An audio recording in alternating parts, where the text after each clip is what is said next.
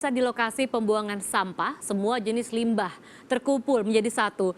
Namun yang mengejutkan adalah keberadaan limbah medis yang dibuang sembarangan oleh oknum tidak bertanggung jawab. Padahal pemirsa, seharusnya limbah yang satu ini harus melalui proses yang cukup panjang sehingga dinyatakan boleh dibuang. Jika tidak diolah dengan baik, limbah medis bisa memicu perpindahan penyakit dari pasien kepada lingkungan sekitar. Limbah rumah sakit dikategorikan sebagai limbah berbahaya dan beracun yang berpotensi menginfeksi lingkungan bila dibuang sembarangan tanpa diolah terlebih dahulu. Tapi sayangnya, berbagai pelanggaran masih saja terjadi. Misalnya di kawasan pembuangan sampah akhir terbesar di Indonesia, TPST Bantar Gebang. Berkarung-karung limbah medis secara periodik disetor ke pengepul sampah untuk dijual kembali. Mulai dari selang dan botol infus, kantong urin, bahkan kantong darah dalam jumlah besar lebih dari 1 ton. Limbah ini ditumpuk begitu saja, tanpa pelindung, sehingga rawan memaparkan bakteri dan penyakit menular. Tumpukan sampah medis menumpuk di beberapa titik yang berbeda. Sebagian ditutupi terpal yang melindungi gunungan sampah medis yang sama sekali belum terolah.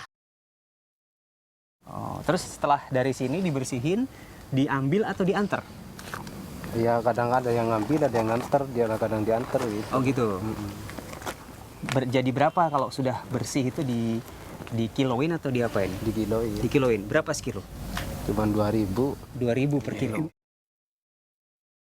Bercecernya limbah medis di lokasi terbuka yang bisa dijangkau siapa saja, termasuk anak-anak ini, tidak bisa dianggap sepele. Ancaman paparan bakteri dan bibit penyakit bisa mengancam setiap saat. Bahwa pemerintah tidak serius maupun juga pengguna B3. Kemudian ini di tangan masyarakat yang tidak jelas bagaimana B3 itu diperlakukan atau dimanfaatkan kembali, entah itu daur ulang, entah itu dipotong-potong dan sebagainya. Bila dilihat dari kategori limbah medis, limbah ini dikategorikan sebagai limbah infeksius dan sitotoksik.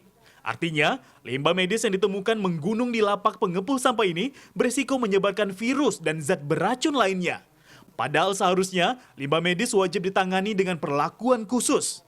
Pelanggarannya bisa digolongkan sebagai kelalaian. Ada yang bisa direcycling kembali dan juga ada yang tidak. Kalau yang bisa direcycling kembali mungkin oleh pemulung langsung ngambil, padahal tidak boleh langsung diambil. Dia ada beberapa syarat yang harus diambil. Pertamanya, umpamanya botol infus. Botol infus boleh direcycling, tapi sebelum keluar dari rumah sakit harus dicacah dulu.